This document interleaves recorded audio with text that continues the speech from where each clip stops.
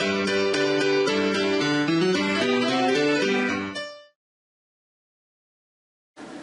are the triangle trend indicators for NinjaTrader on 7/9/2012 on the ES2 Renko. There were only about 15 bars put in overnight on the 4 Renko, so there was not enough range to trade the 4 Renko today. So I went short on the 2 Renko right here as this trend line was drawn between these two turning points or pivot points right here, and it was extended up into here. And when the equity crossed below this trend line, the swing cycle was crossing below its variable band right here.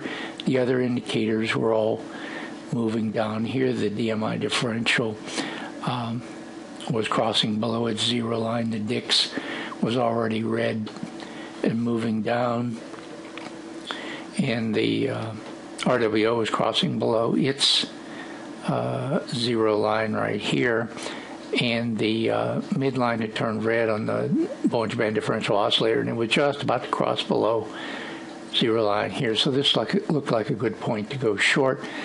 And I got out of the trade over here after it crossed above this trend line here. Now this trend line wasn't in place when I made the trade. All that was in here was this red trend line, and I used the auto trend lines, which I think comes with NinjaTrader. I modified them slightly because the original version only shows the very last trend line. I like to see the trend line that happened just preceding the last trend line, so I modified the code so that it leaves both of the trend lines on the chart.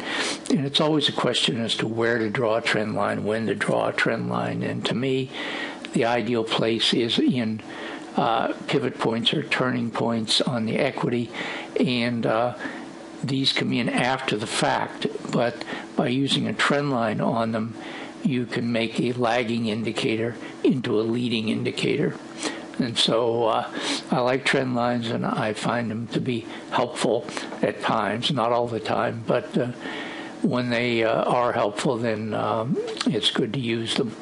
In any event, I got out of the trade over here when it started to get choppy, and this trend line came in here between this point and extended down here. So this was already in place when I got out right here, and it was just under 4 points, 3.5 points or so right in here when I got out. And I got out when the swing cycle crossed above the variable band here and shot way up here and turned green.